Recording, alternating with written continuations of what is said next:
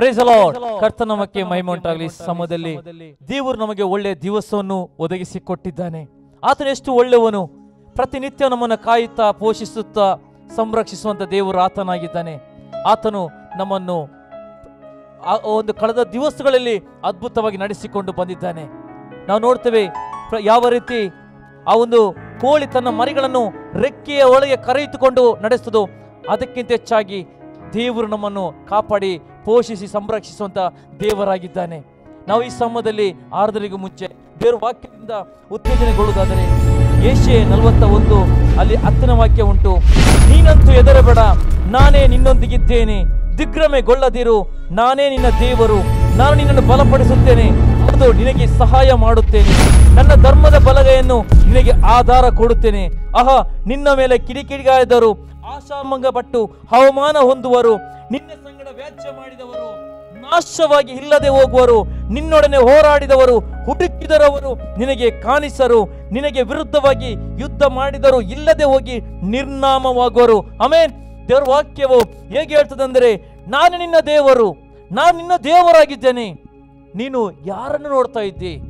ನೀನು ನನ್ನ ಮೇಲೆ ಪರಿಪೂರ್ಣವಾಗಿ ಭರವಸೆ ಇಡು, ನನ್ನ ಮೇಲೆ ಪರಿಪೂರ್ಣವಾಗಿ ನೀನು ನಂಬು. ನಾನು ನಿನಗೆ ಬಿಡುಗಡೆ ಕೊಡ್ತೇನೆ, ನಾನು ಅದ್ಭುತ ಮಾಡ್ತೇನೆ, ನನ್ನ ಧರ್ಮದ ಬಲಗ ನಿನಗೆ ಕೊಡುತ್ತೇನೆ, ನಿನ್ನ ಸಂಗಡ ವ್ಯಾಜ್ಯ ಮಾಡಿದರು ನಾಶವಾಗಿ ಹೋಗುವರು. ದೇವರ ವಾಕ್ಯ ಹೇಳ್ತದೆ. ಈ ಸಮಯದಲ್ಲಿ ನಾವು ಆತನ ಸಾನ್ನಿಧ್ಯದಲ್ಲಿ, ಆತನ ನಮ್ಮ ಪ್ರತಿ ಕ್ಷಣವು ನಮ್ಮನ್ನು ಪ್ರೀತಿಸುವಂತ ದೇವರಾಗಿದ್ದಾನೆ. ಆತನು ಪ್ರತಿಯೊಬ್ಬರಿಗೆ ಹೇಳ್ತಾನೆ, ನಾನೇ ನಿನ್ನ ದೇವರು, ನಾನೇ ಅದು ಪರಿಶುದ್ಧನ ದೇವರು, ನಾನೇ ಮಹಿಮೆಯಲ್ಲಿರುವಂತ ದೇವರು.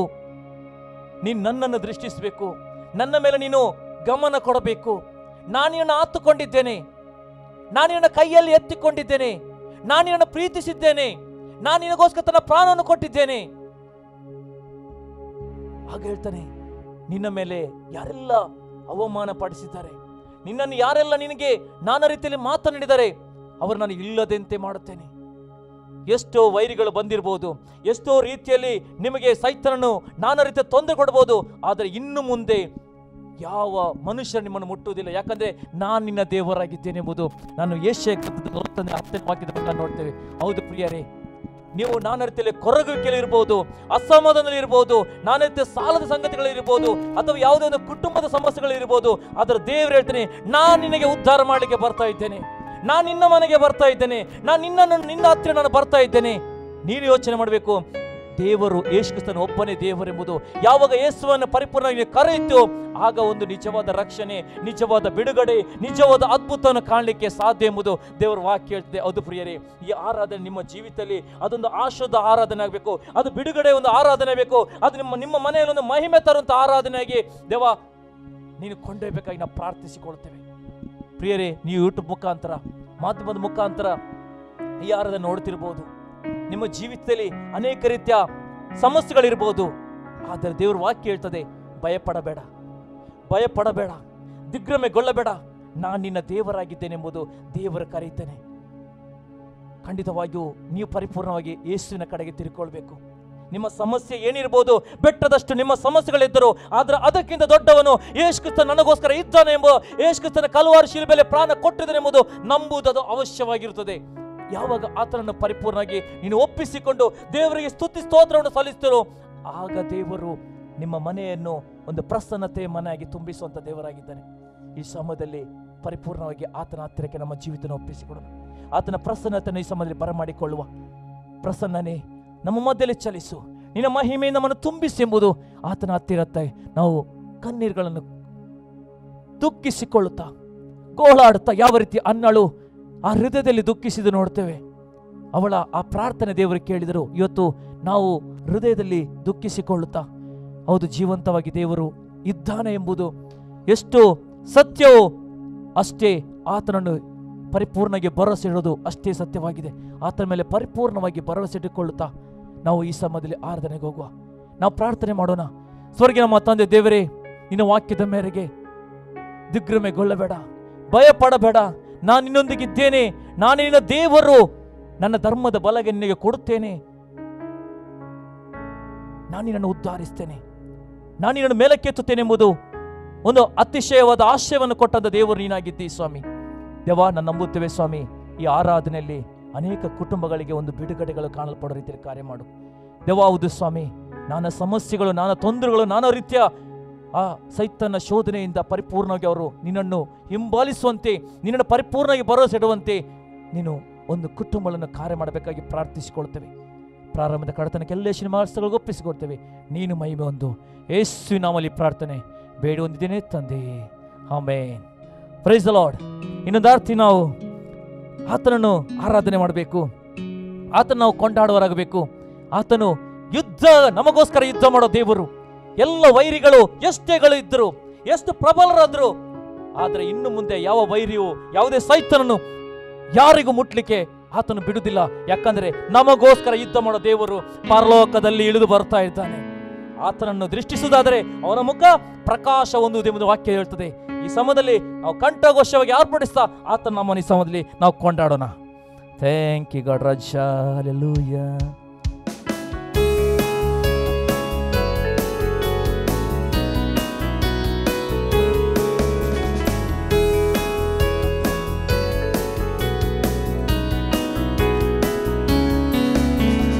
ನನಗಾಗಿ ಯುದ್ಧವ ಮಾಡುವ ಕರ್ತನು ನನ್ನ ಪಕ್ಷ ಇರುವನು. ಸೇನೆಗಳ ಕರ್ತನು ಇಮ್ಮಾನುವೇಲ ನನ್ನ ಜೊತೆ ಇರುವನು. ಹಲ್ಲೆಲೂಯಾ. ನನಗಾಗಿ ಯುದ್ಧವ ಮಾಡುವ ಕರ್ತನು ನನ್ನ ಪಕ್ಷ ಇರುವನು. ಸೈನ್ಯಗಳ ಕರ್ತನು ಇಮ್ಮಾನುವೇಲ ನನ್ನ ಜೊತೆ ಇರುವನು. ಸೋಲಿಲ್ಲ ನನಗೆ, ಸೋಲೆ ಇಲ್ಲ, ಯೋಧವು ಕರ್ತನದು. ಭಯವಿಲ್ಲ, ಯಾವ ಭಯವೇ ಇಲ್ಲ, ಯೋಧವು ಕರ್ತನದು. ಹೇಳು ಇನ್ನೊಂದಾರ್ತೆ. ಸೋಲಿಲ್ಲ ನನಗೆ, ಸೋಲೆ ಇಲ್ಲ, ಯೋಧವು ಕರ್ತನದು. ಭಯವಿಲ್ಲ, ಯಾವ ಭಯವೇ ಇಲ್ಲ, ಯೋಧವು ಕರ್ತನದು. ನನಗಾಗಿ ಯುದ್ಧವ ಮಾಡುವ ಕರ್ತ ನನ್ನ ಪಕ್ಷ. ನಂಬಿಕೆಯಲ್ಲಿ ನಾವು ಈ ಸಮಯದಲ್ಲಿ ಅರಿಕೆ ಮಾಡುವ. ನನ್ಗಳ ಕರ್ತನು ಇಮ್ಮಾನುವೇಲ ನನ್ನ ಜೊತೆ ಇರುವನು. ಕೆಂಪು ಸಮುದ್ರವು ಎದುರಾದರೂ, ಫಾರೋನ್ನ ಸೇನೆಯಿಂದ ಅಟ್ಟಿದರು, ಯೆರಿಕೋ ಗೋಡೆ ಅಡ್ಡ ನಿಂತರು, ನನ್ನ ಕರ್ತ ನನ್ನ ಮುಂದೆ ಸಾಗುವನು. ಕೆಂಪು ಸಮುದ್ರವು ಎದುರಾದರೂ, ಫಾರೋನ್ನ ಸೇನೆಯಿಂದ ಅಟ್ಟಿದರು, ಯೆರಿಕೋ ಗೋಡೆ ಅಡ್ಡ ನಿಂತರು, ನನ್ನ ಕರ್ತ ನನ್ನ ಮುಂದೆ ಸಾಗುವನು. ತಡೆಯ ಮುರಿದು ಶತ್ರುವ ಕೆಡವೆ ಮಾರ್ಗ ಮಾಡುವನು. ತಡೆಯ ಮುರಿದು ಶತ್ರುವ ಕೆಡವೆ ಮಾರ್ಗ ಮಾಡುವನು. ಸೋಲಿಲ್ಲ ನಮಗೆ, ಸೋಲಿಲ್ಲ ನಮಗೆ, ಸೋಲೆ ಇಲ್ಲ, ಯೋಧವು ಕರ್ತನದು. ಭಯವಿಲ್ಲ, ಯಾವ ಭಯವೇ ಇಲ್ಲ, ಯೋಧವು ಕರ್ತನದು. ಸೋಲಿಲ್ಲ ನಮಗೆ, ಸೋಲೆ ಇಲ್ಲ, ಯೋಧವು ಕರ್ತನದು. ಭಯವಿಲ್ಲ, ಯಾವ ಭಯವೇ ಇಲ್ಲ, ಯೋಧವು ಕರ್ತನದು. ನನಗಾಗಿ ಯುದ್ಧವ ಮಾಡುವ ಕರ್ತ ನನ್ನ ಪಕ್ಷ ಇರುವನು. ಸೇನೆಗಳ ಕರ್ತನು ಇಮ್ಮಾನುವೇಲ ನನ್ನ ಜೊತೆ ಇರುವನು. ನನಗೆ ವಿರುದ್ಧವಾದ ಆಯುಧಗಳು, ಮಂತ್ರ ತಂತ್ರಗಳು ಫಲಿಸುವುದಿಲ್ಲ. ಸೈತನ ತಲೆಯನ್ನು ಜಜ್ಜಿದನು, ನನ್ನೊಳಗೆ ವಾಸ ಮಾಡುತ್ತಿರುವನು. ನನಗೆ ವಿರುದ್ಧವಾದ ಆಯುಧಗಳು, ಮಂತ್ರ ತಂತ್ರಗಳು ಫಲಿಸುವುದಿಲ್ಲ. ಸೈತನ ತಲೆಯನ್ನು ಜಜ್ಜಿದನು, ನನ್ನೊಳಗೆ ವಾಸ ಮಾಡುತ್ತಿರುವನು. ಯೇಸುವಿನ ನಾಮದಿ ಜಯವು ಜಯ ನನಗೆ. ಯೇಸುವಿನ ರಕ್ತದಿ, ಯೇಸುವಿನ ನಾಮದಿ ಜಯವು ಜಯ ನನಗೆ. ಸೋಲಿಲ್ಲ ನಮಗೆ, ಸೋಲಿಲ್ಲ ನಮಗೆ, ಸೋಲೆ ಇಲ್ಲ, ಯೋಧವು ಕರ್ತನದು. ಭಯವಿಲ್ಲ, ಯಾವ ಭಯವೇ ಇಲ್ಲ, ಯೋಧವು ಕರ್ತನದು. ಸೋಲಿಲ್ಲ ನನಗೆ, ಸೋಲೆ ಇಲ್ಲ, ಯೋಧವು ಕರ್ತನದು. ಭಯವಿಲ್ಲ, ಯಾವ ಭಯವಿಲ್ಲ, ಯೋಧವು ಕರ್ತನದು, ನನಗಾಗಿ ಯುದ್ಧವ ಮಾಡುವ ಕರ್ತನ ಇರುವನು, ಸೈನ್ಯಗಳ ಕರ್ತನು ಇಮ್ಮಾನುವೇಲ್ ನನ್ನ ಜೊತೆ ಇರುವನು. ನನಗೆ ವಿರುದ್ಧವಾದ ಆಯುಧಗಳು ಮಂತ್ರ ತಂತ್ರಗಳು ಫಲಿಸುವುದಿಲ್ಲ, ಸೈತಾನನ ತಲೆಯನ್ನು ಜಜ್ಜಿದನು, ನನ್ನೊಳಗೆ ವಾಸ ಮಾಡುತ್ತಿರುವನು. ನನಗೆ ವಿರುದ್ಧವಾದ ಆಯುಧಗಳು ಮಂತ್ರ ತಂತ್ರಗಳು ಫಲಿಸುವುದಿಲ್ಲ, ಸೈತಾನನ ತಲೆಯನ್ನು ಜಜ್ಜಿದನು, ನನ್ನೊಳಗೆ ವಾಸ ಮಾಡುತ್ತಿರುವನು. ಯೇಸುವಿನ ರಕ್ತದಿ, ಯೇಸುವಿನ ನಾಮದಿ ಜಯವು ಜಯ ನನಗೆ. ಯೇಸುವಿನ ರಕ್ತದಿ, ಯೇಸುವಿನ ನಾಮದಿ ಜಯವು ಜಯ ನನಗೆ. ಸೋಲಿಲ್ಲ ನಮಗೆ, ಸೋಲೇ ಇಲ್ಲ. ಓ ಯೇಸುವೇ, ನಾವು ಸೋಲುವವರಲ್ಲ ಸ್ವಾಮಿ, ನಾವು ದಿಗ್ಭ್ರಮೆಗೊಳ್ಳುವವರಲ್ಲ, ನಾವು ಭಯಪಡುವವರಲ್ಲ. ನನಗೆ ವಿರುದ್ಧವಾಗಿ ಹೇಳುವ ಪ್ರತಿಯೊಂದು ನಾಲಿಗೆಗಳ ದೋಷ ನಾವು ಖಂಡಿಸ್ತೇವೆ ಸ್ವಾಮಿ. ಯಾಕಂದ್ರೆ ಯಾವುದೇ ಮಾಟ ಮಂತ್ರಗಳಾಗಿರ್ಬೋದು, ಆದ್ರೆ ದೇವರು ಎಲ್ಲವನ್ನು ನಾಶ ಮಾಡ್ತಾನೆ. ಸೈತಾನ ತಲೆಯನ್ನು ನಾಶ ಮಾಡೋ ದೇವರು, ಸೈತಾನ ತಲೆಯನ್ನು ದೇವರು ನಾಶ ಮಾಡಿದ ದೇವರು ನಮ್ಮ ನಡೆಸ್ತಾನೆ. ಯೇಸುವಿನ ರಕ್ತದಲ್ಲಿ ಜಯ, ಯೇಸುವಿನ ನಾಮದಲ್ಲಿ ಜಯ, ಯೇಸುವಿನ ವಾಕ್ಯದಲ್ಲಿ ಜಯ, ಯೇಸುವಿನ ನಾಮದಲ್ಲಿ ನಮಗೊಂದು ಪರಿಪೂರ್ಣದ ಬಿಡುಗಡೆ ಕೊಡುವಂತ ದೇವರು ಆತನಾಗಿದ್ದಾನೆ. ಯಾಕಂದ್ರೆ ಯಾವುದೇ ಕೆಂಪು ಸಾಮರ್ಥ್ಯಗಳಿರ್ಬೋದು, ಯಾವುದೇ ರೀತಿಯ ದುಷ್ಟನ ಸಂಗತಿಗಳಿರ್ಬೋದು, ಆದ್ರೆ ದೇವರು ಅದನ್ನು ನಾಶ ಮಾಡುವ ದೇವರಾಗಿದ್ದಾನೆ. ಅದೇ ನಮಗೆ ಜಯ. ಯೇಸುವಿನ ನಾಮದಲ್ಲಿ ನಮಗೆ ಜಯ ಉಂಟಾಗುವುದು. ಯೇಸುವಿನ ನಾಮದಲ್ಲಿ ನಮಗೆ ಒಂದು ದೊಡ್ಡ ಮಾರ್ಗಗಳು ಅದು ತೆರೆಯಲ್ಪಡುವುದಕ್ಕಾಗಿ ಸ್ತೋತ್ರ ಸಲ್ಲಿಸುತ್ತೇವೆ ಸ್ವಾಮಿ. ದೇವ, ನೀನು ನಮಗೋಸ್ಕರ ಯುದ್ಧ ಮಾಡ್ತಿ, ನೀನು ನಮಗೋಸ್ಕರ ಯುದ್ಧ ಮಾಡ್ತೀನಿ. ಓ ಯೇಸುವೇ, ನೀನು ನಮಗೋಸ್ಕರ, ಓ ನಮ್ಮ ಪಕ್ಷವಾಗಿರುವ ದೇವರು, ನಮ್ಮ ಪಕ್ಷವಾಗಿರುವ ದೇವರು ಯಾರಿಲ್ಲ ಸ್ವಾಮಿ. ದೇವಾನಿಗೆ ಸ್ತೋತ್ರ ಸಲ್ಲಿಸುತ್ತೇವೆ ಸ್ವಾಮಿ. Oh thank you God. Hallelujah ರಾಜ, ಹಾಲೆಲೂಯಾ, ಹಾಲೆಲೂಯಾ, ಹಾಲೆಲೂಯಾ. ಯೇಸುವೇ, ನಿನ್ನ ನಾಮದಲ್ಲಿ ಜಯ ಕೊಡುವಂತ ದೇವರು, ನಿನ್ನ ವಾಕ್ಯದಲ್ಲಿ ಜಯ ಕೊಡುವಂತ ದೇವರು, ನಿನ್ನ ರಕ್ತದಲ್ಲಿ ಜಯ ಕೊಡುವಂತ ದೇವರು ನೀನಾಗಿದ್ದೀ ಸ್ವಾಮಿ. ದೇವ, ನಮಗೆ ಸೋಲು ಎಂಬ ಸಂಗತಿಗಳೇ ಇಲ್ಲ ಸ್ವಾಮಿ. ಯಾಕಂದ್ರೆ ವಾಕ್ಯ ಹೇಳ್ತದೆ, ಮಗನೇ ಭಯಪಡಬೇಡ, ಮಗಳೇ ಭಯಪಡಬೇಡ, ನಾನು ನಿನ್ನೊಂದಿಗಿದ್ದೇನೆ, ದಿಗ್ಭ್ರಮೆಗೊಳ್ಳಬೇಡ, ನಾನೇ ದೇವರು, ನಾನೇ ಯೆಹೋವನು, ನಾನು ಯೇಸುವಂದು. ದೇವ ನೀನು ಪ್ರತಿಷ್ಠೆ ಪಡಿಸುವಂತ ದೇವರು, ನೀನೊಬ್ಬನೇ ಜೀವಂತುಳ್ಳ ದೇವರು ಕರ್ತನಪ್ಪ. ದೇವ, ಇಷ್ಟರ ತನಕ ತಿಂದು ಬಿಟ್ಟ ವರ್ಷಗಳಾಗಿರ್ಬೋದು, ಇಷ್ಟರ ತನಕ ನಮ್ಮ ಪರಿಸ್ಥಿತಿಗಳು ಹದಗೆಟ್ಟುಗಳಿರ್ಬೋದು, ನಮ್ಮ ಪರಿಸ್ಥಿತಿಗಳು ಆಕ ಹೀಗೆ ಇರ್ಬೋದು, ಆದ್ರೆ ದೇವರು ಒಂದು ಒಳ್ಳೆಯ ಶುಭ ದಿನವನ್ನು, ಒಂದು ಶುಭ ಸಮಯವನ್ನು ನಮ್ಮೊಬ್ಬರ ಜೀವಿತದಲ್ಲಿ ಆತನ ಕೊಡುವನಾಗಿದ್ದಾನೆ. ಅದಕ್ಕೋಸ್ಕರ ದೇವ ನಿನಗೆ ಸ್ತೋತ್ರ ಉಂಟಾಗಲಿ. ದೇವ, ಇನ್ನೊಂದಾರ್ತಿ ಸ್ವಾಮಿ ನಾವು ಆರಾಧಿಸ್ತೇವೆ ಸ್ವಾಮಿ. ನಿನ್ನೊಬ್ಬ ನಾವು ಆರಾಧಿಸ್ತೇನೆ. ಅಬ್ರಾಮನ ದೇವರು, ಇಸಾಕನ ದೇವರು, ಯಾಕೋಬನ ದೇವರು, ದೇವ ಹೌದು ಸ್ವಾಮಿ, ಯೆಹೋಶುವ ಕಾಲೇಬರ ದೇವರು, ನಿನ್ನಗೊಬ್ಬನಿಗೆ ಮಹಿಮೆ. ನಮ್ಮನ್ನು ತಲೆ ಎತ್ತಿ ನಮ್ಮ ಧೂಳಿಯಿಂದ ಪ್ರಭುಗಳೊಂದಿಗೆ ಕುಳ್ಳಿರಿಸುವಂತ ದೇವರು ನೀನಿದಕ್ಕಾಗಿ ನಿನ್ನ ನಾಮಕ್ಕೆ ಕೊಂಡಾಟವಾಗಲಿ ಸ್ವಾಮಿ. Thank you God. ಹಲ್ಲೆಲೂಯಾ.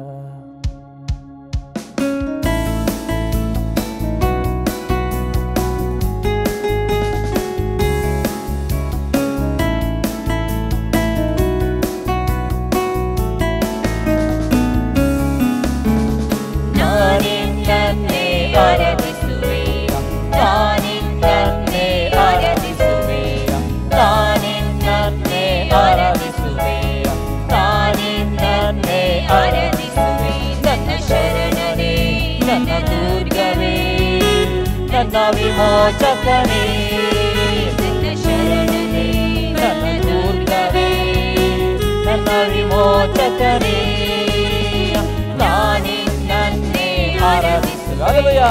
ನಾನಿನ್ನನ್ನೇ ಆರಾಧಿಸುವೆ, ನಾನಿನ್ನನ್ನೇ ಆರಾಧಿಸುವೆ, ನಾನಿನ್ನನ್ನೇ ಆರಾಧಿಸುವೆ. ನನ್ನ ಶರಣನೇ, ನನ್ನ ದುರ್ಗವೇ, ನನ್ನ ವಿಮೋಚಕನೇ, ನನ್ನ ಶರಣನೇ, ನನ್ನ ದುರ್ಗವೇ, ನನ್ನ ವಿಮೋಚಕನೇ. ಅಬ್ರಾಮ ಇಸಾಕರ ದೇವರೇ, ಯಾಕೋಬ ಯೋಸೇಫರ ದೇವರೇ, ಅಬ್ರಾಮ ಇಸಾಕರ ದೇವರೇ, ಯಾಕೋಬ ಯೋಸೇಫರ ದೇವರೇ, ಕೇಳಿನಿಂದ ನನ್ನ ತಪ್ಪಿಸಿ ಆಶೀರ್ವದಿಸಿದೆ. ಕೇಡಿನಿಂದ ನನ್ನ ತಪ್ಪಿಸಿ ಆಶೀರ್ವದಿಸಿದೆ.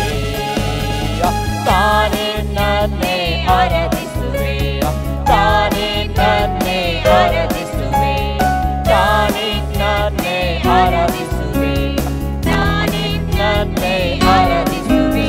ನನ್ನ ಶರಣನೇ, ನನ್ನ ದುರ್ಗವೇ, ನನ್ನ ವಿಮೋಚಕನೇ, ನನ್ನ ಶರಣನೇ, ನನ್ನ ದುರ್ಗವೇ, ನನ್ನ ವಿಮೋಚಕನೇ.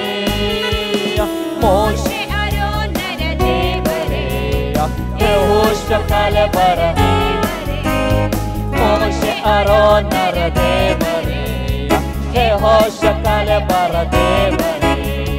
ಜನರಾಶಿಗಳನ್ನು ವಿಭಾಗಿಸಿ ನನಗೆ ದಾರಿಯ ಮಾಡಿದೆ. ಜನರಾಶಿಗಳನ್ನು ವಿಭಾಗಿಸಿ ನನಗೆ ದಾರಿಯ ಮಾಡಿದೆ. ತಾನೇ ನನ್ನೇ ಆರಾಧಿಸುವೆ, ತಾನೇ ನನ್ನೇ ಆರಾಧಿಸುವೆ, ತಾನೇ ನನ್ನೇ ಆರಾಧಿಸುವೆ, ತಾನೇ ನನ್ನೇ ಆರಾಧಿಸುವೆ. ನನ್ನ ಶರಣನೇ, ನನ್ನ ದುರ್ಗವೇ, ನನ್ನ ವಿಮೋಚಕನೇ, ನನ್ನ ಶರಣನೇ, ನನ್ನ ದುರ್ಗವೇ, ನನ್ನ ವಿಮೋಚಕನೇ. ದಾವೀದ ದಾನಿಯೇಲರ ದೇವರೇ, ಶದ್ರಕ್ ಮೇಷಕ್ ಅಬೇದ್ನೆಗೋ ದೇವರೇ, ದಾವೀದ ದಾನಿಯೇಲರ ದೇವರೇ, ಶದ್ರಕ್ ಮೇಷಕ್ ಅಬೇದ್ನೆಗೋ ದೇವರೇ. ತೋಳಿನಿಂದ ನನ್ನ ಎಬ್ಬಿಸಿ ಪ್ರಭುವನ್ನಾಗಿ ಮಾಡಿದೆ. ತೋಳಿನಿಂದ ನನ್ನ ಎಬ್ಬಿಸಿ ಪ್ರಭುವನ್ನಾಗಿ ಮಾಡಿದೆ. ತಾನೇ ನನ್ನೇ ಆರಾಧಿಸುವೆ, ತಾನೇ ನನ್ನೇ ಆರಾಧಿಸುವೆ, ತಾನೇ ನನ್ನೇ ಆರಾಧಿಸುವೆ, ತಾನೇ ನನ್ನೇ ಆರಾಧಿಸುವೆ. ನನ್ನ ಶರಣನೇ, ನನ್ನ ದುರ್ಗವೇ, ನನ್ನ ವಿಮೋಚಕನೇ, ನನ್ನ ಶರಣನೇ, ನನ್ನ ದುರ್ಗವೇ, ನನ್ನ ವಿಮೋಚಕನೇ. ದಾವೀದ ದಾನಿಯೇಲರ ದೇವರೇ, ಶದ್ರಕ್ ಮೇಷಕ್ ಅಬೇದ್ನೆಗೋ ದೇವರೇ, ದಾವೀದ ದಾನಿಯೇಲರ ದೇವರೇ, ಶದ್ರಕ್ ಮೇಷಕ್ ಅಬೇದ್ನೆಗೋ ದೇವರೇ. ತೋಳಿನಿಂದ ನನ್ನ ಎಬ್ಬಿಸಿ ಪ್ರಭುವನ್ನಾಗಿ ಮಾಡಿದೆ. ತೋಳಿನಿಂದ ನನ್ನ ಎಬ್ಬಿಸಿ ಪ್ರಭುವನ್ನಾಗಿ ಮಾಡಿದೆ. ತಾನೇ ನನ್ನೇ ಆರಾಧಿಸುವೆ, ತಾನೇ ನನ್ನೇ ಆರಾಧಿಸುವೆ, ತಾನೇ ನನ್ನೇ ಆರಾಧಿಸುವೆ, ತಾನೇ ನನ್ನೇ ಆರಾಧಿಸುವೆ. ನನ್ನ ಶರಣನೇ, ನನ್ನ ದುರ್ಗವೇ, ನನ್ನ ವಿಮೋಚಕನೇ, ನನ್ನ ಶರಣನೇ, ನನ್ನ ದುರ್ಗವೇ, ನನ್ನ ವಿಮೋಚಕನೇ, ನನ್ನ ಶರಣನೇ, ನನ್ನ ದುರ್ಗವೇ, ನನ್ನ ವಿಮೋಚಕನೇ, ನನ್ನ ಶರಣನೇ, ನನ್ನ ದುರ್ಗವೇ, ನನ್ನ ವಿಮೋಚಕನೇ. ಓ ಯೇಸುವೇ, ನಾನು ನಿನ್ನನ್ನೊಬ್ಬನು ಆರಾಧಿಸುವೆ ಸ್ವಾಮಿ.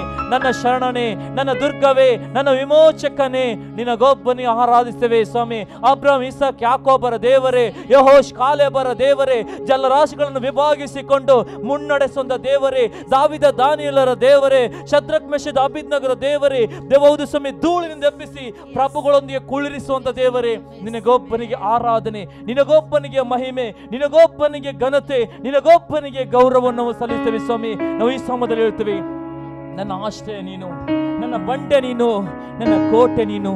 ಹೌದು ಸ್ವಾಮಿ, ಯಾಕಂದರೆ ಸ್ವಾಮಿ ನನಗೆ ಎಲ್ಲವೂ ಒದಗಿಸಿ ಕೊಡುವಂಥ ದೇವರು ನೀನೆಂಬುದು ಸ್ವಾಮಿ. ಯಾಕಂದರೆ ಸ್ವಾಮಿ ಅನೇಕ ರೀತಿಯ ಸಂಗತಿಗಳು ಬರುವಾಗ ನಿನ್ನನ್ನು ಆತುಕೊಳ್ಳುವವರ ಮಧ್ಯದಲ್ಲಿ ನೀನು ಕಾರ್ಯ ಮಾಡುವಂಥ ದೇವರಾಗಿದೆ ಕರ್ತನಪ್ಪ ದೇವ. ಹೌದು ಸ್ವಾಮಿ, ನೀವು ವಾಕ್ಯದಲ್ಲಿ ಕಷ್ಟದ ದಿನದಲ್ಲಿ ನನ್ನ ಜೊತೆಗಾರನಾಗಿದ್ದುಕೊಂಡು ಕಣ್ಣೀರಿನ ಸಮಯದಲ್ಲಿ ನನಗೆ ಒಡೆಯನಾಗಿದ್ದುಕೊಂಡು ದೇವ ನೀನೊಬ್ಬನೇ ನನ್ನ ಆಶ್ರಯವಾಗಿದೆ ಎಂಬುದು ಈ ಸಮಯದಲ್ಲಿ ಮನಪೂರ್ವಕವಾಗಿ ಕಣ್ಣುಗಳನ್ನು ಮುಚ್ಚಿಕೊಳ್ಳುತ್ತಾ ಈ ಸಮಯದಲ್ಲಿ ಪರಿಪೂರ್ಣವಾಗಿ ಭಯಭಕ್ತಿಗಳಿಂದ ಈ ಸಮಯದಲ್ಲಿ ನಿನ್ನ ಆರಾಧಿಸ್ತೇವೆ ಸ್ವಾಮಿ. ಹಾಲೆಲೂಯಾ.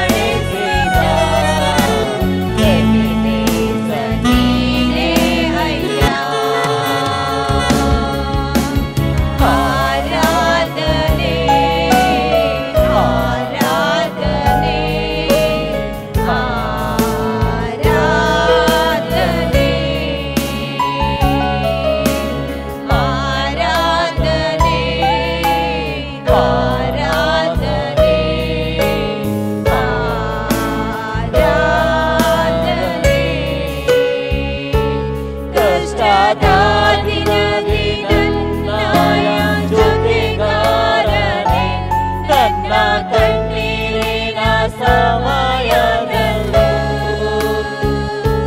ಕಷ್ಟದ ದಿನದಿ ನನ್ನಯ ಜೊತೆಗಾರನೇ, ನನ್ನ ಕಣ್ಣೀರಿನ ಸಮಯದಲ್ಲೂ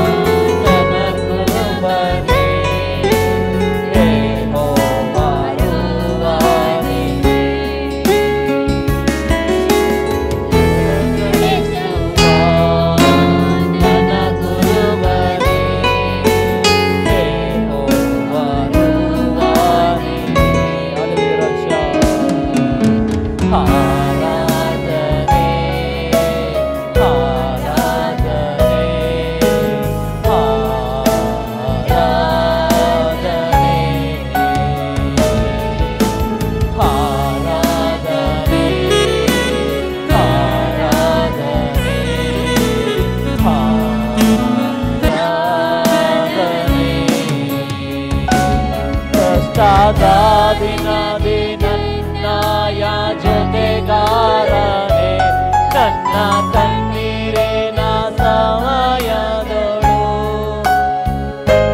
ಕಷ್ಟದ ದಿನದಿ ನನ್ನಯ ಜೊತೆಗಾರನೇ, ನನ್ನ ಕಣ್ಣೀರಿನ ಸಮಯದೊಳು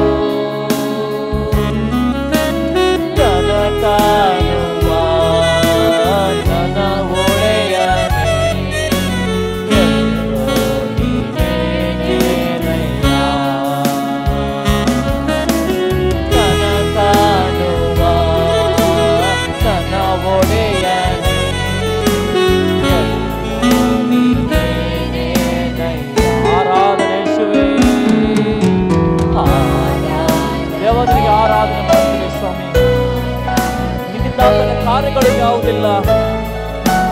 ಕಷ್ಟದ ದಿನಗಳಲ್ಲಿ ಸ್ವಾಮಿ, ಕಣ್ಣೀರಿನ ಸಮಯದಲ್ಲೂ ನಮ್ಮನ್ನು ಕೈ ಹಿಡಿದು ದೇವರಾಗಿದ್ದೆ. ನಿನ್ನ ಪ್ರೀತಿ ಮಾತ್ರ ನಮಗೆ ಬೇಕು. ನಮ್ಮನ್ನು ಸಂತೈಸಿ ನಮ್ಮನ್ನು ಮುನ್ನಡೆಸುವ ದೇವರಾಗಿದೆ ಕಣ್ಣಿಯಪ್ಪ.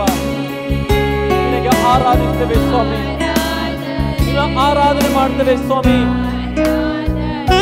ನಮ್ಮ ಪರಿಪೂರ್ಣ ಬುದ್ಧಿಯಲ್ಲಿ, ಶಕ್ತಿಯಲ್ಲಿ, ನಮ್ಮ ಬಲದಲ್ಲ ಸ್ವಾಮಿ, ನಿನ್ನ ಮಹಿಮೆಯಿಂದ ನಮ್ಮನ್ನು ತುಂಬಿಸಕ್ಕಾಗಿ ಪ್ರತಿಯೊಂದು ಕಣ್ಣೀರುಗಳು ಕೂಗುವಾಗಲೂ ನಮ್ಮ ಕಣ್ಣೀರನ್ನು ಒರೆಸುವ ತಂದೆಯಾಗಿದ್ದಿ ಸ್ವಾಮಿ. ನಮ್ಮನ್ನು ಸಂತೈಸುವ ತಾಯಿಯಾಗಿದ್ದಿ, ನಮ್ಮನ್ನು ಪೋಷಿಸುವಂತ ದೇವರಾಗಿದ್ದಿ. ನೀನೊಬ್ಬನೇ ಆಶ್ರಯ. ಈ ಲೋಕದ ಜನರು ನಮ್ಮನ್ನು ತಿರಸ್ಕಾರ ಮಾಡಬಹುದು, ನಮ್ಮ ಕುಟುಂಬಸ್ಥರು ತಿರಸ್ಕರಿಸಬಹುದು. ಆದರೆ ಯೇಸುವೇ, ನಮ್ಮನ್ನು ಹಪ್ಪಿಕೊಳ್ಳುವಂತ ದೇವರು, ನಮ್ಮನ್ನು ಕೂಗುಗಳ ಆಳಬೇಡ ಎಂಬುದು ಕಣ್ಣೀರನ್ನು ಓರಿಸುವ ದೇವರಾಗಿ ಕರ್ತನಪ್ಪ. ದೇವ, ನಿನಗೆ ಮಹಿಮೆಯನ್ನು ಸ್ತೋರಿಸುತ್ತೇವೆ ಸ್ವಾಮಿ. ದೇವ, ಆರಾಧನೆ ನೋಡ್ತಿರುವಂತ ಒಂದು ಕುಟುಂಬದಲ್ಲಿ ದೇವ ನೀನು ಮುಟ್ಟು, ಒಂದು ಕುಟುಂಬ ನೀನು ಮುಟ್ಟು ಸ್ವಾಮಿ. ಒಂದು ಕುಟುಂಬದಲ್ಲಿ ಕಾರ್ಯಗಳು ಮಾಡು ಸ್ವಾಮಿ. ನಿನ್ನ ಮಹಿಮೆ ಒಂದು ಕುಟುಂಬದಲ್ಲಿ ಇಳಿದು ಬರಲಿ ಸ್ವಾಮಿ. ಈ ಆರಾಧನೆ ಸುಮ್ಮನೆ ಆರಾಧನೆ ಆಗದೆ ಅದು ಪವಿತ್ರಾತ್ಮನಿಂದ ನಡೆಯಲ್ಪಟ್ಟಂತ ಆರಾಧನೆಯಾಗಿ ಸ್ವಾಮಿ ಒಂದು ಕುಟುಂಬಗಳಲ್ಲಿ ಕಾರ್ಯಗಳಾಗಲಿ ಸ್ವಾಮಿ. ಓ ಯೇಸುವೇ, ನೀನು ಕಾರ್ಯ ಮಾಡೋದಕ್ಕಾಗಿ ಸ್ತೋತ್ರ. ನೀನು ಆರಾಧನೆಯಲ್ಲಿ ಇಳಿದು ಬಂದಕ್ಕಾಗಿ ಸ್ತೋತ್ರ. ನಿನ್ನ ಪ್ರಸನ್ನತೆಯಿಂದ ತುಂಬುವುದಕ್ಕಾಗಿ ಸ್ತೋತ್ರಲಿದ್ದೇವೆ ಸ್ವಾಮಿ. ದೇವನಿಗೆ ಸ್ತೋತ್ರಲಿದ್ದೇವೆ ಸ್ವಾಮಿ. ನೀನು ಮುಟ್ಟಿದಕ್ಕಾಗಿ ಸ್ತೋತ್ರ. ನೀನು ಮಹಿಮೆ ಒಂದು ಸ್ವಾಮಿ. ಯೇಸುವೆ, ನೀನು ಮಹಿಮೆ ಒಂದು. ಎಲ್ಲ ಸ್ತುತಿಯು, ಎಲ್ಲ ಗೌರವವು, ಎಲ್ಲ ಘನತೆಯು ನಿನಗೊಬ್ಬನಿಗೆ ಸಲ್ಲಿಸ್ತೇನೆ. ನಜರೇತಿನ ಯೇಸುವಿನ ನಾಮದಲ್ಲಿ ತಂದೆ ಪ್ರಾರ್ಥನೆ ಬೇಡುತ್ತಿದ್ದೇನೆ ತಂದೆ. ಆಮೆನ್. Praise the lord. ದೇವರಿಗೆ ಸ್ತೋತ್ರವಾಗಲಿ. ಇವತ್ತಿನ ಸಂದೇಶಕ್ಕೋಸ್ಕರವಾಗಿ ಕಣ್ಣು ಮುಚ್ಚಿಕೊಂಡು ಪ್ರಾರ್ಥನೆ ಮಾಡೋಣ. ಪರಲೋಕದಲ್ಲಿರುವ ತಂದೆ ದೇವರೇ, ಯೇಸು ಕ್ರಿಸ್ತನ ನಾಮದಲ್ಲಿ ನಾವು ನಿನ್ನ ಪಾದ ಸನ್ನಿಧಾನಕ್ಕೆ ನಾವು ಬರ್ತೇವೆ. ನಾವು ಧ್ಯಾನ ಮಾಡಿದ ಸಂದೇಶವು ನಿನ್ನ ಪವಿತ್ರಾತ್ಮನಲ್ಲಿ ಅಭಿಷೇಕಿಸು. ಪವಿತ್ರಾತ್ಮ ನಾನು ನಿನ್ನನ್ನು ಸ್ವಾಗತಿಸ್ತೇನೆ. ನಮ್ಮ ಒಳ್ಳೆಯ ಬೋಧಕನಾಗಿದ್ದುಕೊಂಡು ಇವತ್ತಿನ ಸಂದೇಶ ಮುಖಾಂತರ ನಿನ್ನ ಜನ ಸಂಗಡ ಮಾತನಾಡು ಪವಿತ್ರಾತ್ಮನೆ. ಈ ವಾಕ್ಯ ಕೆಲವು ಆತ್ಮಗಳಿಗೆ ಜೀವವನ್ನು, ಪ್ರೋತ್ಸಾಹವನ್ನು, ಭಕ್ತಿ ಅಭಿವೃದ್ಧಿ ಉಂಟು ಮಾಡಿ ನಾನು ಬೇಡಿಕೊಳ್ತೇನೆ ಯೇಸು ಕ್ರಿಸ್ತನ ನಾಮದಲ್ಲಿ. ಆಮೇನ್. ಇವತ್ತು ನಾವು ಧ್ಯಾನ ಮಾಡ್ತೇವೆ ಕೀರ್ತನೆ ಪುಸ್ತಕ 36 ಅದರಲ್ಲಿ 1-3 ವಾಕ್ಯ ತನಕ. ಸಾಮ್ 36 1-3. ಪಾಪವು ದುಷ್ಟನ ಮನಸ್ಸಿನೊಳಗೆ ನುಡಿಯುತ್ತಿರುವುದರಿಂದ ಅವನ ಕಣ್ಣೆದುರಿಗೆ ದೇವರ ಭಯವೇ ಇಲ್ಲ.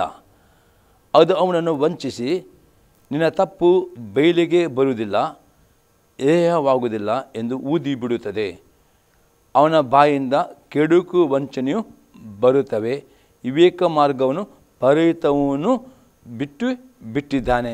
ಈ ವಾಕ್ಯದಲ್ಲಿ ನೋಡಿದ್ರೆ ಈ ಪಾಪವು ಪ್ರೇರೆ ಮನಸ್ಸು ದುಷ್ಟ ಹೋಗಿ ನುಡಿಯುತ್ತದೆ. ಅವನ ಕಡೆ ದೇವರ ಭಯವಿಲ್ಲ, ಅದು ಅವನು ವಂಚಿಸ್ತದೆ. ಈ ಏನು ಇದರ್ಥ? ಇದರಿಂದ ನಾವು 4 ಸಂಗತಿಗಳನ್ನು ನಾವು ಗಮನಿಸ್ತೇವೆ. ನಾವು ಮೊದಲನೇ ಸಂಗತಿ ನೋಡ್ತೇವೆ, ಪಾಪವು ನಮ್ಮನ್ನು ವಂಚಿಸದಂತೆ ನಾವು ಯಾವಾಗಲೂ ಎಚ್ಚರವುಳ್ಳವರು ಆಗಬೇಕು. ನಾವು ನೋಡ್ತೇವೆ ಇಬ್ರಿಯವರಿಗೆ ಬರೆದ ಪತ್ರಿಕೆ 3ನೇ ಅಧ್ಯಾಯದಲ್ಲಿ 12-13 ವಾಕ್ಯ. ಇಬ್ರಿಯರು ಚಾಪ್ಟರ್ 3 verse 12-13. ಸಹೋದರರೇ, ನೋಡಿಕೊಳ್ಳಿರಿ, ಜೀವ ಸ್ವರೂಪನ ದೇವರನ್ನು ಬಿಟ್ಟು ಹೋಗುವ ಅಪನಂಬಿಕೆಯುಳ್ಳ ಕೆಟ್ಟ ಹೃದಯ ನಿಮ್ಮ ಒಳಗೆ ಯಾವನಲ್ಲಿಯೂ ಇರಬಾರದು. ನಿಮ್ಮಲ್ಲಿ ಒಬ್ಬರಾದರೂ ಪಾಪದಿಂದ ಮೋಸ ಹೋಗಿ ಕಠಿಣರಾಗದಂತೆ ಈ ಹೊತ್ತು ಎಂಬ ಕಾಲವು ಇರುವ ತನಕ ಪ್ರತಿನಿತ್ಯ ಒಬ್ಬರನ್ನೊಬ್ಬರು ಎಚ್ಚರಿಸಿರಿ. ಅಪ್ಪ ಹೇಳ್ತಾನೆ, ಈ ಪಾಪವು ಪ್ರಿಯರೇ ನಮ್ಮನ್ನು ವಂಚಿಸ್ತದೆ. ಅದಕ್ಕೆ ಅಪ್ಪಸ್ತಪ್ಪ ಹೇಳ್ತಾನೆ, ನಿಮ್ಮಲ್ಲಿ ಒಬ್ಬರಾದರೂ ಪಾಪದಿಂದ ಮೋಸ ಹೋಗಿ ಕಠಿಣರಾಗದಂತೆ ಈ ಹೊತ್ತು ಎಂಬ ಕಾಲವು ಇರುವ ತನಕ ಪ್ರತಿನಿತ್ಯ ಒಬ್ಬರನ್ನು ಎಚ್ಚರಿಸಿರಿ. ಹಾಗಾದರೆ ಪ್ರಿಯರೇ, ನಮ್ಮ ಆತ್ಮಿಕ ಜೀವಿತವನ್ನು ಪ್ರತಿದಿನ ನಿಮ್ಮ ಆತ್ಮಿಕ ಜೀವಿತವನ್ನು ಎಚ್ಚರಿಕೆಯಿಂದ ನೋಡಿಕೊಳ್ಳಬೇಕು ಎಂಬುದಾಗಿದೆ. ಇಲ್ಲಿ ನಾವು ಕೀರ್ತನೆ ನೋಡ್ತೇವೆ. ಇಲ್ಲದರೆ ಪಾಪವು ಏನು ಮಾಡ್ತದೆ, ಅದು ನಿಮ್ಮ ಒಳಗೆ ಹೋಗಿ ನಿಮ್ಮ ವಂಚನೆ ಮಾಡ್ತದೆ. ದೇವರ ಭಯವನ್ನು ಅದು ತೆಗೆದು ಬಿಡ್ತದೆ. ಹಾಗಾದರೆ ಈ ಪಾಪವು ವಂಚನೆ ಮಾಡಿದಂತೆ ಈ ದಿನ ಇರೋ ತನಕ ಪ್ರತಿ ಆದಿತ್ಯವಾರ ತಪ್ಪದೆ ನೀವು ಆದಿತ್ಯವಾರ ಸಭೆಗೆ ಸೇರಿಬಂದಿಗೂ ಬಿಟ್ಟು ಬಿಡಬಾರ್ದು. ಒಂದು ಆದಿತ್ಯವಾರ ನೀವು ಆದರೆ ಮಿಸ್ ಮಾಡುವುದರೆ ಇಡೀ ವಾರಕ್ಕೆ ಸಿಗುವಂಥ ಈ ವಾಕ್ಯವನ್ನು ಮಿಸ್ ಮಾಡ್ತೀರಿ. ಯಾಕಂದರೆ ನೀವು ಸಭೆಗೆ ಸೇರಿ ಬರುವಾಗ ಪವಿತ್ರಾತ್ಮನು ನಿಮ್ಮ ಸಭಾಪಾಲಕರ ಮುಖಾಂತರ ಕೊಡುವ ಪ್ರವಾದನೆ, ಕೊಡುವ ವಾಕ್ಯದ ಮುಖಾಂತರ ಅದು ನಿಮ್ಮಲ್ಲಿ ಪಾಪವು ನಿಮ್ಮನ್ನು ವಂಚನೆ ಮಾಡದಂತೆ, ನಿಮ್ಮಲ್ಲಿ ಕಠಿಣ ಆಗದಂತೆ ಅದು ಎಚ್ಚರಿಕೆ ಕೊಡುತ್ತದೆ. ಒಂದು ವೇಳೆ ಆ ಆದಿತ್ಯರ ಆರಾಧನೆಯನ್ನು ನೀವು ತಿರಸ್ಕಾರ ಮಾಡಿದರೆ ಪಾಪವು ಪ್ರಿಯ ಯಾವಾಗ ನೀವು ದೇವರ ವಾಕ್ಯ ಓದುವುದಿಲ್ಲವೋ, ದೇವರ ವಾಕ್ಯ ಧ್ಯಾನ ಮಾಡೋದಿಲ್ಲವೋ, ಪ್ರಾರ್ಥನೆ ಮಾಡಿದ್ರು ಮತ್ತು ಆದಿತ್ಯರ ಆರಾಧನೆಯನ್ನು ಮಿಸ್ ಆಗ ಪಾಪವು ಪ್ರಿಯರೇ ಒಬ್ಬ ವಿಶ್ವಾಸಿಯ ಮನಸ್ಸಿಗೆ ಹೋಗಿ ಅದು ವಂಚಿಸ್ತದೆ ಮತ್ತು ದೇವರ ಭಯವನ್ನು ಅದು ತೆಗೆದು ಹಾಕ್ತದೆ. ಅದಕ್ಕೆ ಎಚ್ಚರಿಕೆ ಪ್ರಿಯ ಅಪ್ಪಸಪ್ಪ ಎಚ್ಚರಿಕೆ. ಪಾಪವು ಒಳಗೆ ಬಂದ ಕೂಡಲೇ ಅದು ಹೇಳ್ತದೆ ದೇವರ ಭಯದಿಂದ ತೆಗೆದು ಬಿಡ್ತದೆ ಮತ್ತು ಅದರದ್ದೇ ಕಠಿಣರಾಗ್ತದೆ ಪ್ರಿಯರೇ. ಮತ್ತು ಅವರ ಆತ್ಮಿಕೆಗಳು ಮುಚ್ಚಲ್ಪಡ್ತೇವೆ. ಆತ್ಮಕ್ಕೂ ಅದಕ್ಕೋಸ್ಕರ ಪ್ರಿಯರೇ ಪ್ರತಿನಿತ್ಯ ಪ್ರಿಯ ನೀವು ನೀವು ದೇವರ ವಾಕ್ಯವನ್ನು ಓದುವವರಾಗಬೇಕು. ಪ್ರತಿನಿತ್ಯ ಈ ಟಿವಿ ಮುಖ ದೇವರ ವಾಕ್ಯ ಕೇಳುವ ಮುಖಾಂತರ ಏನ್ತದೆ ಈ ವಾಕ್ಯವು ನಿಮ್ಮಲ್ಲಿ ಪಾಪ ಇರುವುದರಲ್ಲಿ ಅದು ನಿಮಗೆ ಖಂಡಿಸ್ತದೆ. ಪಾಪ ಇದ್ದರೆ ನಿಮಗೆ ಹೆಚ್ಚು ನಿಮಗೆ ವಾಕ್ಯವು ಜೀವವಾಗಿ ಟಿ ವಿ ಮಾಧ್ಯಮ ಮುಖಾಂತರ ದಿನಾಲೂ ಪ್ರೇರೆ ಈ ವಾಕ್ಯ ಕೇಳುವ ಮುಖಾಂತರ ನಿಮ್ಮ ಆತ್ಮನ ಉತ್ತೇಜಪಡಿಸಿಕೊಳ್ಳಿರಿ ಮತ್ತು ವಾಕ್ಯ ಓದಿರಿ, ಪ್ರಾರ್ಥನೆ ಮಾಡಿರಿ. ಪಾಪವು ವಂಚನೆ ಮಾಡಿದರೆ ಜಾಗರೂಕರಾಗಿದೆ ಅಂತ ನಿಮ್ಮ ಕಠಿಣ ಆಗುವುದರ ನೀವು ದೇವರ ಆಶಯವನ್ನು ಕಳೆದುಕೊಳ್ಳುತ್ತೀರಿ, ದೇವರ ಕೋಪಕ್ಕೆ ಗುರಿಯಾಗ್ತೀರಿ, ರಕ್ಷಣೆಯನ್ನು ಕಳೆದುಕೊಳ್ತೀರಿ, ರಪ್ಚರ್ ಕಳೆದುಕೊಳ್ಳೋದಕ್ಕೆ ಎಚ್ಚರಿಕೆ ಕೊಡುತ್ತಾನೆ ಅಪ್ಪಸ್ತಲ ಪೌಲನು ಪ್ರೇರೆ. ಇನ್ನೊಂದು ವಾಕ್ಯನ ನೋಡ್ತೇವೆ ಪ್ರೇರೆ, 1ನೇ ಯೋಹನ ಪತ್ರಿಕೆ 1ನೇ ಅಧ್ಯಾಯದಲ್ಲಿ 8 ಮತ್ತು 9ನೇ ವಾಕ್ಯ. First John 1:8 and 9. ನಮ್ಮಲ್ಲಿ ಪಾಪವಿಲ್ಲವೆಂದು ನಾವು ಹೇಳಿದರೆ ನಮ್ಮನ್ನು ನಾವೇ ಮೋಸಪಡಿಸಿಕೊಳ್ತೇವೆ ಮತ್ತು ಸತ್ಯ ಎಂಬುದು ನಮ್ಮಲ್ಲಿಲ್ಲ. ನಮ್ಮ ಪಾಪಗಳನ್ನು ಒಪ್ಪಿಕೊಂಡು ಅರಿಕೆ ಮಾಡಿದರೆ ಆತ ನಂಬಿಗಸ್ತನು ನೀತಿವಂತನು ಆಗಿದ್ದರಿಂದ ನಮ್ಮ ಪಾಪಗಳನ್ನು ಕ್ಷಮಿಸಿಬಿಟ್ಟು ಸಕಲ ಅನೀತಿಯನ್ನು ಪರಿಹರಿಸಿ ನಮ್ಮನ್ನು ಶುದ್ಧಿ ಮಾಡುವನು. ಹೇಳ್ತಾರೆ ನಮ್ಮಲ್ಲಿ ಪಾಪವಿಲ್ಲ ಹೇಳಿದರೆ ನಮ್ಮನ್ನು ನಾವೇ ಮೋಸಪಡಿಸಿಕೊಳ್ತೇವೆ, ಸತ್ಯ ನಿಮ್ಮಿಲ್ಲ. ಹಾಗಾದರೆ ದೇವರ ವಾಕ್ಯವನ್ನು ದಿನಲು ಓದದಿದ್ದರೆ, ದೇವರ ವಾಕ್ಯದನ್ನು ಧ್ಯಾನ ಮಾಡದಿದ್ದರೆ, ದೇವರ ವಾಕ್ಯವನ್ನು ಟಿ ವಿ ಮಾಧ್ಯಮದಂತೆ ಕೇಳದಿದ್ದರೆ, ಪ್ರತಿ ಆದಿತ್ಯರ ಸಭೆ ಸೇರಿ ಬರದಿದ್ದರೆ ನಿಮ್ಮಲ್ಲಿ ಈ ಒಂದು ಭಾವನೆ ನಾನೇ ಪರಿಶುದ್ಧನು, ನಾನೇ ನೀತಿ ಅಹಂಕಾರ ಬರ್ತದೆ. ಈ ಆತ್ಮಿಕ ಅಹಂಕಾರ ಬಂದ ಕೂಡಲೇ ಪ್ರೇರೆ ನೀವು ಪಾಪ ಉಂಟುಂಬುದಾಗೆ ನಿಮ್ಗೆ ಅರಿವೇ ಬರೋದಿಲ್ಲ.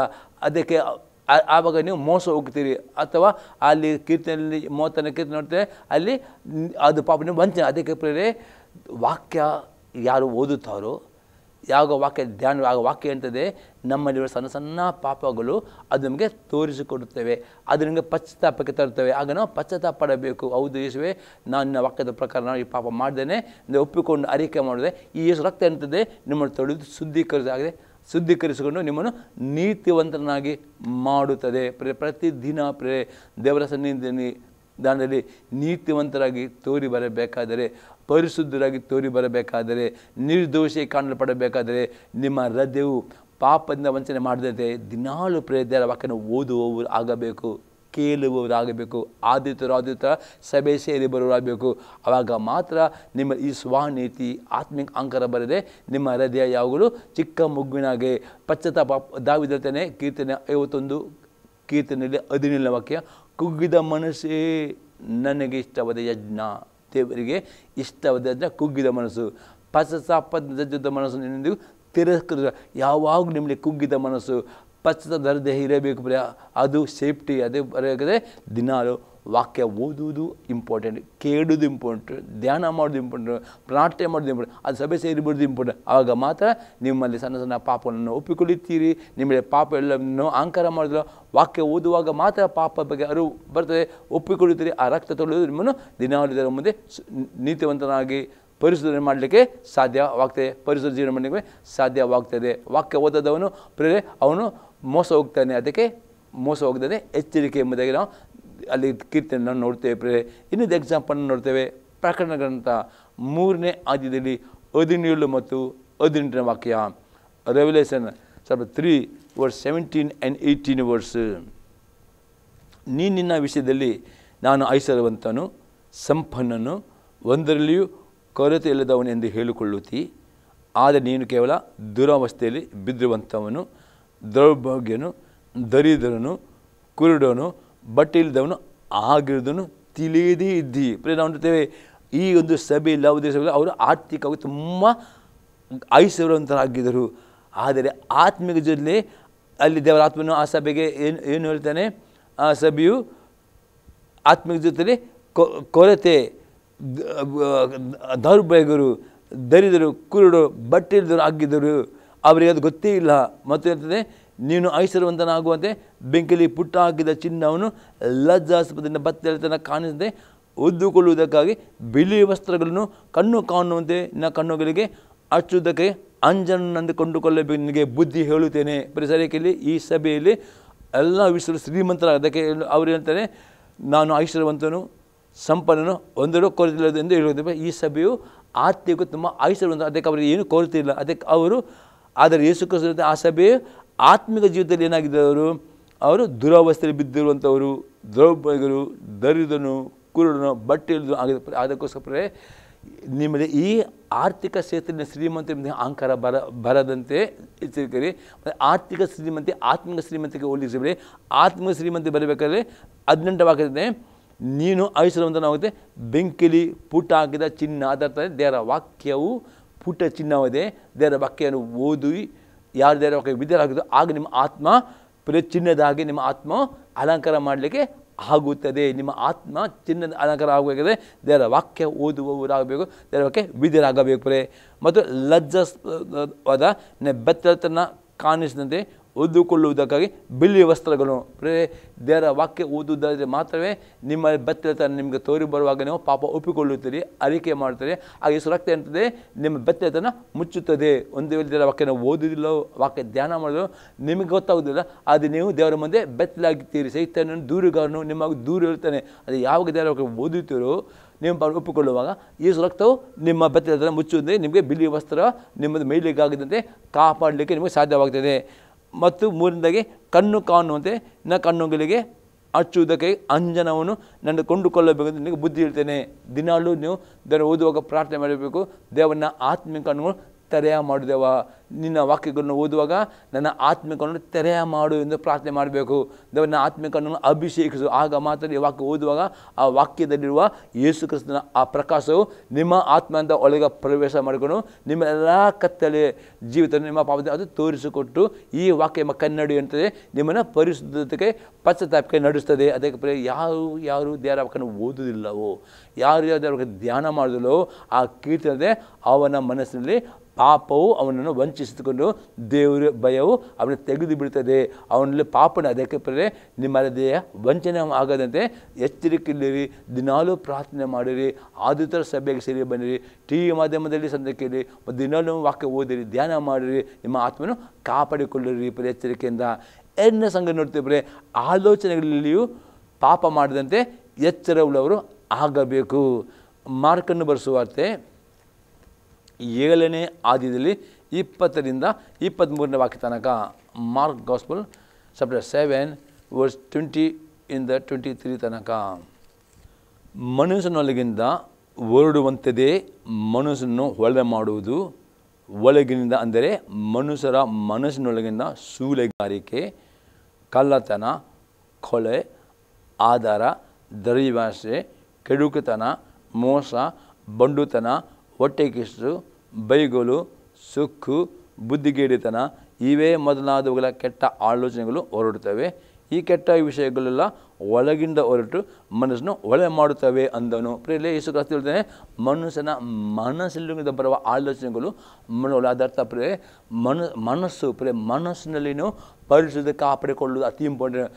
ಒಂದು ವೇಳೆ ನೀವು ಮನಸ್ಸಿನಲ್ಲಿ ಪರಿಶುದ್ಧ ಕಾಪಾಡಿಕೊಳ್ಳದೆ ನಿಮ್ಮ ಬಾಯಿಂದ ಬರುವ ಮಾತುಗಳು ಅಂತದೆ ನಿಮ್ಮ ಇಡೀ ದೇಹವನ್ನು ಹಾಳು ಮಾಡ್ತದೆ. ಅದಕ್ಕೋಸ್ಕರ ಈ ಮನಸ್ಸಿನಲ್ಲಿ ಆಳದ ಪರಿಶುದ್ಧ ಜೀವನ ಮಾಡಬೇಕಾದ್ರೆ ವಾಕ್ಯ ಓದುವುದು, ವಾಕ್ಯ ಧ್ಯಾನ ಮಾಡೋದು ಅತಿ ಇಂಪಾರ್ಟೆಂಟ್. ಎಷ್ಟು ನೀವು ವಾಕ್ಯ ಓದುತ್ತೀರೋ ಅಷ್ಟು ಈ ವಾಕ್ಯ ಅಂತಂದರೆ ಮನಸ್ಸು ಆಲೋಚನೆ ಅದು ಶುದ್ಧೀಕರಿಸ್ತದೆ, ಅದು ಪರಿಶುದ್ಧಗೊಳಿಸ್ತದೆ. ಮತ್ತು ವಾಕ್ಯ ನಿಮ್ಮಲ್ಲಿ ಸಂಬಂಧಪಡುವಾಗ ಮಾತ್ರ ನಿಮ್ಮ ಬಾಯಿಂದ ನೀವು ವಾಕ್ಯವನ್ನು ಮಾತನಾಡುತ್ತೀರಿ. ಕೆಟ್ಟದನ್ನು ಮಾತನಾಡಲಿಕ್ಕೆ ಅದು ಬಿಡುವುದಿಲ್ಲ. ಅದಕ್ಕೆ ವಾಕ್ಯ ಓದಿ, ಅದಕ್ಕೆ ವಾಕ್ಯ ನೋಡೋ ಯಾಕೆ ವಾಕ್ಯ ಓದಬೇಕು?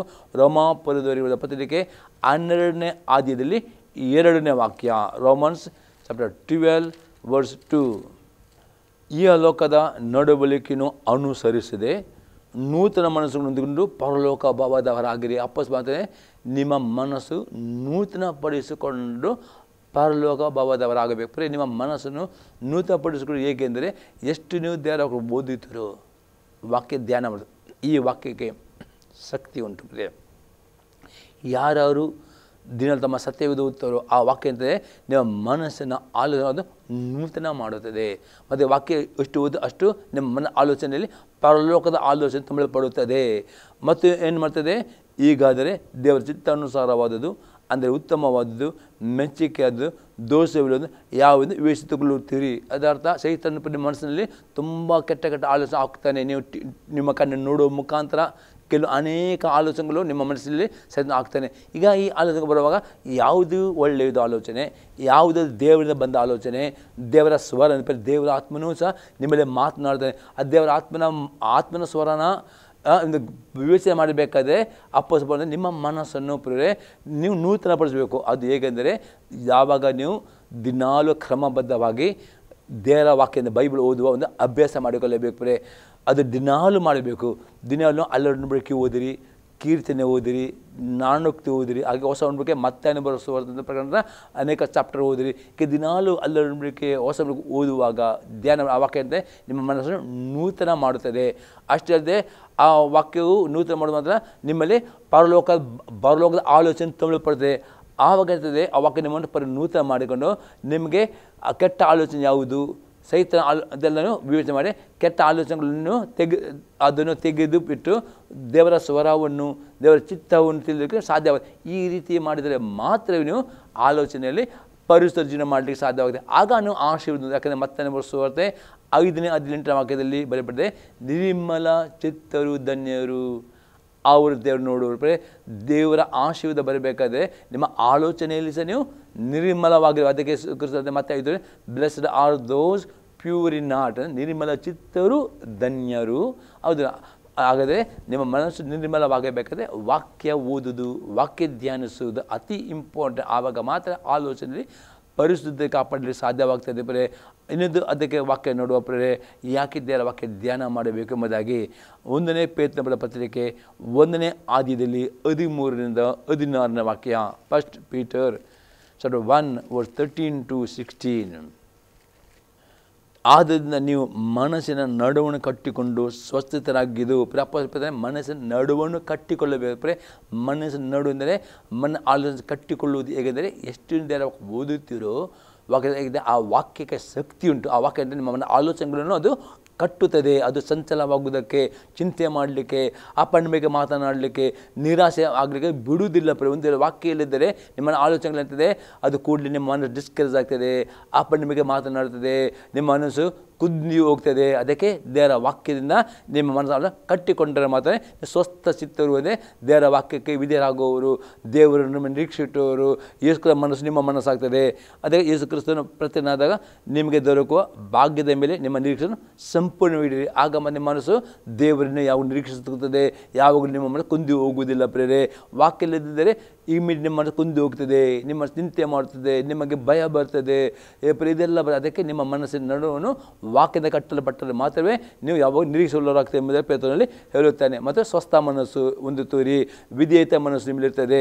ಅದನ್ನ ನೋಡ್ತೇವೆ, ನಿಮ್ಮ ಮುಂಚೆ ಅಜ್ಞಾನಿಗಳಾಗಿದ್ದಾಗ ನಿಮಗಿದ್ದ ದುರಾಶೆಗಳನ್ನು ಅನುಸರಿಸಿ ನಡೆಯುವರಾಗಿರದೆ ನಿಮ್ಮನ್ನು ಕರೆದಾತನು ಪರಿಶುದ್ಧನಾಗಿರೋ ಪ್ರಕಾರವೇ ನೀವು ವಿಧೇಯರಾಗಿರ್ತಕ್ಕಂಥ ನಿಮ್ಮೆಲ್ಲ ನಡವಳಿಕೆಯಲ್ಲಿ ಪರಿಶುದ್ಧರಾಗಿರಿ.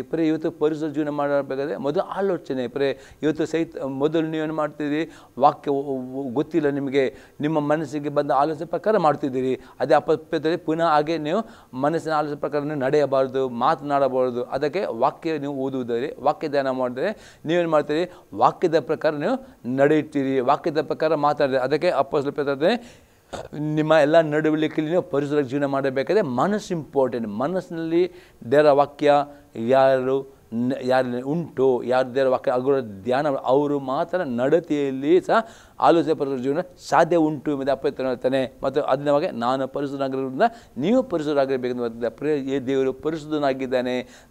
ಅದು ದೇವರ ಪರಿಶುದ್ಧ ಆತ್ಮ ನಿಮ್ಮ ಒಳ್ಳೆಯಬೇಕಾದ್ರೆ ದಿನಾಲು ಆಲೋಚನೆಯಲ್ಲಿ ನಡೆದ ಪರಿಸರ ಜೀವನ ಮಾಡಲಿಕ್ಕೆ ಪ್ರಯತ್ನ ಮಾಡಬೇಕು. ಆವಾಗ ಮಾತ್ರ ಪರಿಸರ ಜೀವನ ಮಾಡಲಿಕ್ಕೆ ಸಾಧ್ಯವಾಗ್ತದೆ. ಅದೇ ಈ ಪ್ರಯತ್ನ ಮಾಡಿದಲು, ದೇವರ ವಾಕ್ಯ ಧ್ಯಾನ ಮಾಡಿದಲು, ದೇವರ ವಾಕ್ಯ ಓದಿಲು, ನಿಮ್ಮ ಮನಸ್ಸು ಎಲ್ಲ ಕೆಟ್ಟ ಆಲೋಚನೆ ತುಂಬಲ್ಪಡ್ತದೆ, ದೇವರ ಭಯ ಇರುವುದಿಲ್ಲ, ಪಾಪವನ್ನು ವಂಚನೆ ಮಾಡಿ. ಅದಕ್ಕೆ ಎಚ್ಚರಿಕೆ ಎಂಬುದರಲ್ಲಿ ಕೀರ್ತನೆಯಲ್ಲಿ ನಾವು 36 ವಾಕ್ಯದಲ್ಲಿ ಅಲ್ಲಿ ಬರಲ್ಪಟ್ಟಿದೆ. ಅದರ ಬಗ್ಗೆ ಈಗ ನಾವು ವಿವರಣೆ ಇಲ್ಲಿ ನೋಡ್ತೇವೆ ಪ್ರೇರೆ.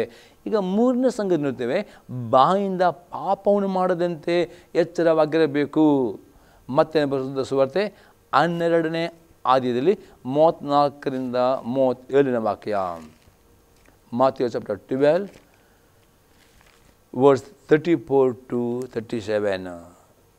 ಸರ್ಪ ಜಾತಿಯವರೇ, ನೀವು ಕೆಟ್ಟವಾಗಿರಲಾಗಿ ಒಳ್ಳೆಯ ಮಾತುಗಳನ್ನು ಆಡುವುದು ನಿಮ್ಮ ಮೇಲೆ ಹೇಗಾದೀತು? ಅದರಲ್ಲಿ ತಿಂಬುರುವುದೇ, ಬಾಯಲ್ಲಿ ಹೊರಡುವುದು.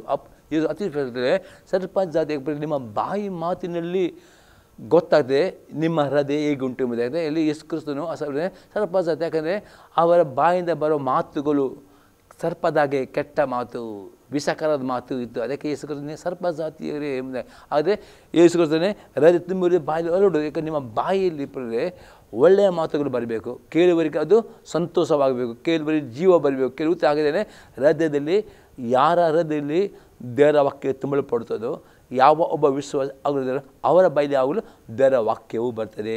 ಅವರ ಕೀರ್ತನೆಗಳು ಮಾತನಾಡ್ತಾರೆ, ಅವ್ರು ಯಾವ ಉತ್ತೇಜನ ವಾಕ್ಯ ಮಾಡಿದ್ರೆ ಅವರ ಮಾತಿನ ಒಂದು ಜೀವ ಬರ್ತದೆ, ಅವರ ಮಾತಿನ ಒಂದು ಸಮಾಧಾನ ಬರ್ತದೆ, ಅವರ ಮಾತು ಕೆಲವೊಂದು ಸಂತೋಷ ಬರ್ತದೆ, ಆಮೇಲೆ ನಂಬಿಕೆ. ಹಾಗಾದರೆ ನಿಮ್ಮ ಹೃದಯ ಅತಿ ಇಂಪಾರ್ಟೆಂಟ್. ನಿಮ್ಮ ಹೃದಯ, ನಿಮ್ಮ ಮನಸ್ಸು ಇಂಪಾರ್ಟೆಂಟ್. ನಿಮ್ಮ ಅದಕ್ಕೆ ಹಗಲು ರಾತ್ರಿ ಓದಬೇಕು, ಧ್ಯಾನ ಮಾಡಿ. ಆಗ ಮಾತ್ರ ಬಾಯಿಂದ ಒಳ್ಳೆಯ ಮಾತುಗಳು ಬರ್ತವೆ. ನಿಮ್ಮ ಬಾಯಿ ಪಾಪಕ್ಕೆ ಬೀಳದಂತೆ ಕಾಪಾಡಬೇಕಾದ್ರೆ ವಾಕ್ಯ ಓದೋದು ಇಂಪಾರ್ಟೆಂಟ್ ಆಗಿದೆ ಪ್ರೇರೆ. ಇಲ್ಲದರೆ ಅಂತಂದರೆ ನಿಮ್ಮ ಬಾಯಿ ಕೆಟ್ಟ ಮಾತಕ್ಕೆ ಯೇಸು ಕ್ರಿಸ್ತನ ಆ ಮಾತಿನ ಗೊತ್ತಾ, ನೀವು ಒಳ್ಳೆಯವರು ಕೆಟ್ಟವರು, ಅವರು ಮಾತೆ ಕೆಟ್ಟ ಮಾತಿಗೆ ನೀವು ಸ್ವಲ್ಪ ಜಾತಿಯವರು ಎಂದು ಯೇಸು ಕ್ರಿಸ್ತನಲ್ಲಿ ಕರೆಯುತ್ತಾನೆ. 30ನೇ ವಾಕ್ಯ ನೋಡಿದ್ರೆ ಒಳ್ಳೆಯವನು ತನ್ನ ಒಳ್ಳೆಯ ಬೊಕ್ಕಸನ ಒಳ್ಳೆಯ ಪುಸ್ತಕ. ನೀವು ಒಳ್ಳೆಯವರು, ಬೊಕ್ಕಸ ಅಂದರೆ ಮನಸ್ಸು. ನಿಮ್ಮ ಮನಸ್ಸು ಒಳ್ಳೆಯ ಬೊಕ್ಕಸ ಮಾಡೋದು ನಿಮ್ಮ ಕೈಲಿ ಉಂಟು ಪ್ರೇರೆ. ಅದಕ್ಕೆ ದೇವರ ವಾಕ್ಯ ಓದಬೇಕು, ವಾಕ್ಯ ಧ್ಯಾನ ಮಾಡಿ. ಈ ಬೊಕ್ಕಸ ಮನಸ್ಸಿನ ಬೊಕ್ಕ ಎಷ್ಟು ವಾಕ್ಯ ತುಂಬ, ಆಗ ನಿಮ್ಮ ಮನಸ್ಸು ಒಳ್ಳೆಯ ಬೊಕ್ಕಸ, ಒಳ್ಳೆಯ ಮನಸ್ಸು. ಆಗ ಬಾಯಿ ತೆರೆಯುವಾಗ ಒಳ್ಳೆಯ ವಸ್ತುಗಳನ್ನೇ ಮಾತನಾಡ್ತೀರಿ. ಆದರೆ ಕೆಟ್ಟವನು ಕೆಟ್ಟ ಬೊಕ್ಕ ಕೆಟ್ಟ ವಸ್ತುವನ್ನು ತೆಗಿತಾನೆ. ಅದಕ್ಕೆಲ್ಲ ಮಾತನಾಡಿ ಕೆಟ್ಟದ್ದು. ಯಾಕಂದರೆ ಒಬ್ಬ ವಿಶ್ವಾಸಿಯು ವಾಕ್ಯನ ಓದುವುದಕ್ಕೆ ತನ್ನ ಟೈಮ್ ಕೊಡೋದು. ಅವನ ಮನಸ್ಸು ಯಾವ ಕೆಟ್ಟ ಆಲೋಚನೆ, ಯಾವ ರೀತಿಯ ಕೆಟ್ಟ ಆಲೋಚನೆಗಳು, ಅವನ ಬಾಯಿಂದ ಬರೋ ಮಾತುಗಳು ಹುಚ್ಚು ಮಾತು, ಕುಚ್ಚುದ ಮಾತು, ಸುಳ್ಳು ಮಾತು, ಭಯಗರ ಮಾತು, ಅಪ್ಪನ ಇದೆಲ್ಲ ಬರ್ತದೆ. ಅದರ್ಥ ಅವನ ಹೃದಯದಲ್ಲಿ ಅವನ ಬೊಕ್ಕಸ ಕೆಟ್ಟದಾಗಿದೆ. ಅದಕ್ಕೆ ಜಾಗರೂಕರಾಗಿರಿ. ನಿಮ್ಮ ಬೊಕ್ಕಸ, ನಿಮ್ಮ ಮನಸ್ಸು ಒಳ್ಳೆಯದು ಮಾಡಿದೆ ವಾಕ್ಯದ ಮುಖಾಂತರ. ಯಾಕಂದರೆ ಬಾಯಿಂದ ಪಾಪ ಮಾಡದಂತೆ ಜೀವನ ಮಾಡಬೇಕಾದರೆ. 30ನೇ ವಾಕ್ಯ ನೋಡ್ತೇವೆ. ಇದಲ್ಲದೆ ನಾನು ನಿಮಗೆ ಹೇಳುವುದೆಂದರೆ, ಮನುಷ್ಯರು ಸುಮ್ಮನೆ ಆಡುವ ಪ್ರತಿಯೊಂದು ಮಾತಿನ ವಿಷಯವಾಗಿ ನ್ಯಾಯ ವಿಚಾರಣೆ ಉತ್ತರಗಳು. ನೀವು ಸುಮ್ಮನೆ ಆಡುವ ಪ್ರತಿ ವಿಷಯದಲ್ಲಿ ನ್ಯಾಯ ತೀರ್ಪುಕೊಂಡು ಮತ್ತು ಆ ಮಾತಿನಿಂದ ಏನಾಗ್ತದೆ ಬರೀ ಸೈತಾನ ಸುಮ್ಮನೆ ಅದಕ್ಕೆ ನಾವು ತುಂಬ ಬರೀ 18ನೇ 20ನೇ ವಾಕ್ಯ, ಜೀವನ ಮರಣಗಳು ನಾಲಿಗೆ ವಶವಾಗಿವೆ. ವಚನಪರದ ಫಲವನ್ನು ಪಡೆ. ನಿಮ್ಮ ನಾಲಿಗೆಯಲ್ಲಿ ನೀವು ಜೀವ ಮಾತನಾಡುವುದರ ಮಾತ್ರವೇ ಯಾವಳು ಜೀವ, ಸಮಾಧಾನ, ಆಶೀರ್ವಾದ ನಿರ್ಮಿಸದೆ. ಅದೇ ಪದೇ ನಿಮ್ಮಲ್ಲಿ ಕೆಟ್ಟ ಮಾತನಾಡುವುದರೆ ಬೈಯುವುದರೆ ಸಪ್ಪದೆ ಕೆಟ್ಟದು. ಅದಕ್ಕೆ ಪುರೇ ಯೇಸು ಕ್ರಿಸ್ತನೇ ನಿಮ್ಮ ನಾಲಿಗೆಯಲ್ಲಿ ನೀವು ಪಾಪ ಮಾಡಿದಂತೆ ನೀವು ಜಾಗರೂಕರಾಗಬೇಕು. ಅದಕ್ಕೆ ಹಗಲು ಓದಬೇಕು. ನಿಮ್ಮ ಮನಸ್ಸಿನ ಬೊಕ್ಕಸವನ್ನು ಒಳ್ಳೆಯ ಬೊಕ್ಕಸ ಮಾಡಬೇಕು. ಇಲ್ಲದಿದ್ದರೆ ನಿಮಗೆ ನ್ಯಾಯ ತೀರ್ಪು. ಮತ್ತು ಜ್ಞಾನೋಕ್ತಿ 21-23 ವಾಕ್ಯದಲ್ಲಿ ಬರೆಯಲ್ಪಟ್ಟಿದೆ. ತನ್ನ ಬಾಯನ್ನು ನಾಲಿಗೆಯನ್ನು ಕಾಯುವನು ತೊಂದರೆಗಳನ್ನು ರಕ್ಷಿಸಿಕೊಳ್ಳುವನು.